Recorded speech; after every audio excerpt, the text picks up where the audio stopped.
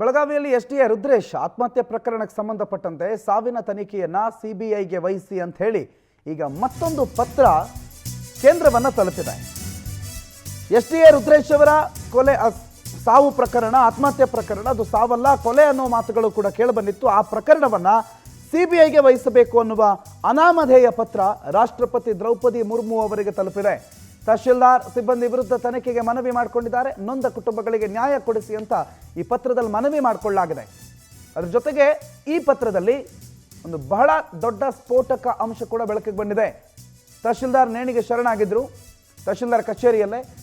ಇನ್ನಷ್ಟು ಅನುಮಾನ ಇದೆ. ಈ ಪ್ರಕರಣದಲ್ಲಿ ಸಚಿವೆಯೊಬ್ಬರ PA ಹೆಸರು ಕೂಡ, ಆಪ್ತ ಸಹಾಯಕನೊಬ್ಬನ ಹೆಸರು ಕೂಡ ಇದೆ. ಕಚೇರಿ ಸಿಬ್ಬಂದಿಗೆ ಏನು ಗೊತ್ತಿಲ್ಲ ಅನ್ನೋ ರೀತಿಯಲ್ಲಿ ಮಾತಾಡ್ಬಿಟ್ಟಿದ್ದಾರೆ. ಪ್ರಕರಣದ ದಿಕ್ಕು ತಪ್ಪಿಸೋದಕ್ಕೆ ತಹಶೀಲ್ದಾರ್ ಪ್ರಯತ್ನ ಪಡ್ತಿದ್ದಾರೆ. ಹೇಳಿಕೆ ನೀಡಿ ಅಂತ ಹೇಳಿ ಸಿಬ್ಬಂದಿ ಮೇಲೆ ಕೆಲವರು ಒತ್ತಡವನ್ನು ಹೇರ್ತಾ ಇದ್ದಾರೆ ಅಂತ ಹೇಳಿ ಬಹಳ ಗಂಭೀರವಾದಂಥ ಆರೋಪಗಳನ್ನು ಈ ಪತ್ರದ ಮುಖೇನ ಮಾಡಲಾಗಿದೆ. ಮತ್ತು ಈ ಪ್ರಕರಣದ ದಿಕ್ಕನ್ನು ತಪ್ಪಿಸುವ ಪ್ಲಾನ್ ನಡೀತಾ ಇರೋ ಹಿನ್ನೆಲೆಯಲ್ಲಿ ಇದನ್ನು ಸಿಬಿಐಗೆ ವಹಿಸಬೇಕು, ಸಿಬಿಐ ಈ ಪ್ರಕರಣದ ತನಿಖೆಯನ್ನು ನಡೆಸಬೇಕು ಅನ್ನುವ ಮನವಿಯನ್ನು ಕೂಡ ಈ ಪತ್ರದ ಮುಖಾಂತರ ಮಾಡಿಕೊಳ್ಳಲಾಗಿದೆ.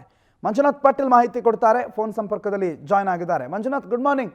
ಏನಿದೆ ಈ ಅನಾಮಧೇಯ ಪತ್ರದಲ್ಲಿ? ಬಹಳ ಸ್ಫೋಟಕ ಅಂಶಗಳಿದೆ ಅನ್ನೋದನ್ನು ಕೇಳ್ಪಟ್ವಿ. ಏನೇನು ಅಂಶಗಳನ್ನು ಉಲ್ಲೇಖ ಮಾಡಲಾಗಿದೆ ಮತ್ತು ಯಾರು ಈ ಪತ್ರ ಬರೆದಿರೋದು ಮಂಜುನಾಥ್? ಪ್ರಮುಖವಾಗಿ ಬೆಳಗಾವಿಯ ಇದೆ ನವೆಂಬರ್ 4ನೇ ತಾರೀಕು ಬೆಳಗಾವಿ ತಹಸೀಲ್ದಾರ್ ಕಚೇರಿಯಲ್ಲಿ ರುದ್ರೇಶ್ ಹೆಡನ್ ಅವರು ಆತ್ಮಹತ್ಯೆಗೆ ಶರಣಾಗಿದ್ದು, ಆತ್ಮಹತ್ಯೆಗೆ ಶರಣಾದ ತದನಂತರ ಅನೇಕ ಅನಾಮಧೇಯ ಪತ್ರಗಳು ಬಂದಿದ್ದು, ಅದರಲ್ಲಿ ಈಗ ಏನು ರಾಷ್ಟ್ರಪತಿ ದ್ರೌಪದಿ ಮುರ್ಮು ಅವರಿಗೆ ಒಂದು ಅನಾಮಧೇಯ ಪತ್ರವನ್ನ ಬರಲಾಗಿದೆ. ಸಾವಿನ ತನಿಖೆಯನ್ನ ಸಿಬಿಐಗೆ ವಹಿಸುವಂತೆ ಅನಾಮಧೇಯ ಪತ್ರದಲ್ಲಿ ಉಲ್ಲೇಖ ಮಾಡಲಾಗಿದೆ. ಅಷ್ಟೇ ಅಲ್ಲದೆ ರಾಷ್ಟ್ರಪತಿ ಮುರ್ಮು ಅವರಿಗೆ ಒಂದು ಪತ್ರ ಬರೆದಂತಹ ಏನು ರುದ್ರೇಶ್ ಆತ್ಮಹತ್ಯೆಗೆ ಕಾರಣ ತಹಸೀಲ್ದಾರ್ ಹಾಗೂ ಸಿಬ್ಬಂದಿ ವಿರುದ್ಧ ತನಿಖೆ ನಡೆಸಲು ಪೊಲೀಸರು ಸಂಪೂರ್ಣವಾಗಿ ವಿಫಲರಾಗಿದ್ದಾರೆ. ಆ ಒಂದು ಹಿನ್ನೆಲೆಯಲ್ಲಿ ಸಿಬಿಐಗೆ ಈ ಒಂದು ಪ್ರಕರಣವನ್ನು ವಹಿಸಬೇಕು ಅಂತ ಹೇಳಿ ಆ ಪತ್ರದಲ್ಲಿ ಬರೀತಾರೆ. ಅಷ್ಟೇ ಅಲ್ಲದೆ ಪ್ರಕರಣದ ತನಿಖೆಯ ದಿಕ್ಕು ತಪ್ಪಿಸಲು ತಹಸೀಲ್ದಾರ್ ಕಚೇರಿ ಸಿಬ್ಬಂದಿ ಏನು ಬಸವರಾಜ್ ಬೆನ್ನೆಲುಬಾಗಿ ನಿಂತಿದ್ದಾರೆ. ಕಚೇರಿ ಸಿಬ್ಬಂದಿಗೆ ಏನು ಗೊತ್ತಿಲ್ಲ ಎನ್ನುವಂತೆ ಹೇಳಿಕೆ ನೀಡುವಂತೆ ಕೆಲವರು ಒತ್ತಡ ಹಾಕ್ತಿದ್ದಾರೆ.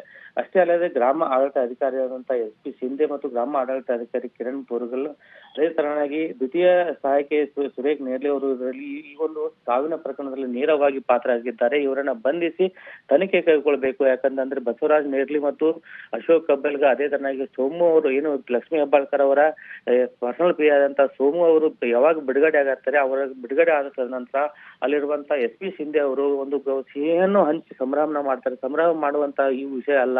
ಆ ರುದ್ರೇಶ್ ಸಾವಿಗೆ ಒಂದು ನ್ಯಾಯ ಸಿಗಬೇಕಾದ್ರೆ ಇವರು 3 ಜನರನ್ನು ಒಂದು ಬಂಧಿಸಬೇಕು, ಬಂಧಿಸಿ ತನಿಖೆ ಮಾಡಬೇಕು. ಅಷ್ಟೇ ಅಲ್ಲದೆ ಈ ಒಂದು ತನಿಖೆ ನ್ಯಾಯಯುತವಾಗಿ ತನಿಖೆ ನಡೆಸಬೇಕಾಗಿದ್ದರೆ ಸಿಬಿಐಗೆ ಒಂದು ಪ್ರಕರಣವನ್ನ ವರ್ಗಾವಣೆ ಮಾಡಿ ತನಿಖೆಗೆ ಹೋಗಬೇಕಂತೇಳಿ ಅನಾಮಧೇಯ ಪತ್ರದಲ್ಲಿ ತಿಳಿಸಲಾಗಿದೆ. ಅನಾಮಧೇಯ ಪತ್ರದ ಒಂದು ರಾಷ್ಟ್ರಪತಿ ಮತ್ತು ಪ್ರಧಾನಮಂತ್ರಿಗಳಿಗೂ ಅನಾಮಧೇಯ ಪತ್ರ ಈಗಾಗಲೇ ತಲುಪಲಾಗಿದೆ ಅಂತಾನೆ ಹೇಳಲಾಗುತ್ತೆ. ಪ್ರಣುತ್, ಥ್ಯಾಂಕ್ ಯು ಮಂಜುನಾಥ್ ಮಾಹಿತಿಗೆ.